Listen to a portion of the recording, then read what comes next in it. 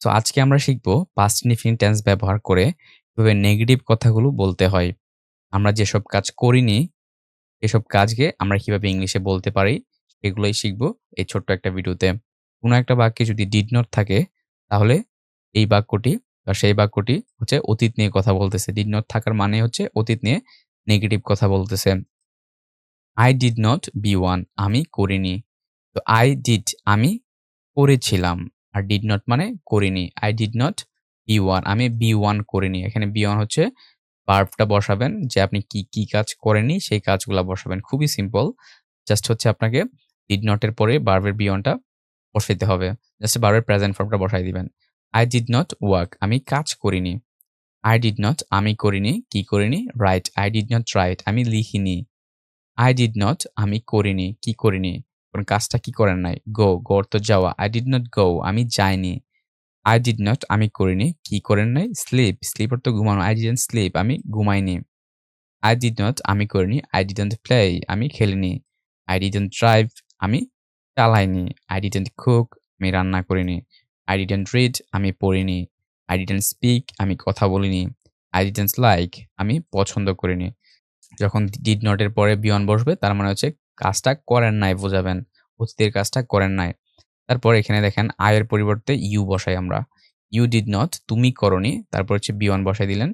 যে কাজটা করেন নাই সেই কাজটা বলবেন। You did not work তুমি কাজ করোনি। I এর পরিবর্তে আমরা you বসাবো। You did not work তুমি কাজ করোনি। You didn't write তুমি লেখোনি। Did not হচ্ছে didn't হচ্ছে did not এর short form. You didn't go তুমি যাওনি। You didn't sleep তুমি ঘুমাওনি। You didn't play তুমি খেলোনি। You didn't drive তুমি চালাওনি। You didn't cook তুমি রান্না করোনি। You didn't read তুমি পড়োনি।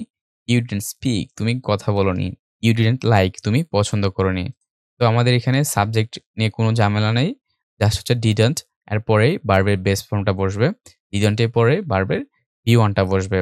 তারপর যদি আরেকটা সাবজেক্ট আমরা নেই, we did not be one আমরা be one করিনি।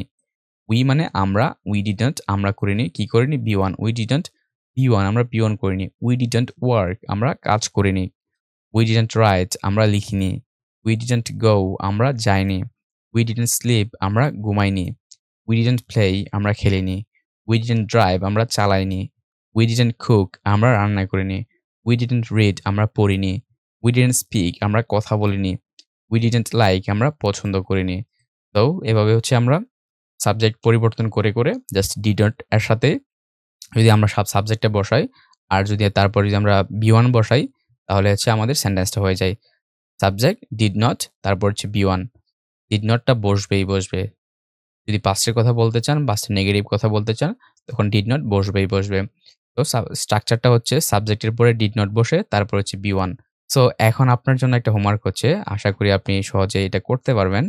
তো আমরা আপনার জন্য একটা হোমওয়ার্ক হচ্ছে রহিম কাজ করেনি। এর ইংলিশটা কি হবে? একটু কষ্ট করে কমেন্টে লিখুন। তো দেখা হচ্ছে পরবর্তী ভিডিওতে যেখানে আমরা আলোচনা করব আমরা কিভাবে অতীতের বিষয়গুলো নিয়ে প্রশ্ন করব।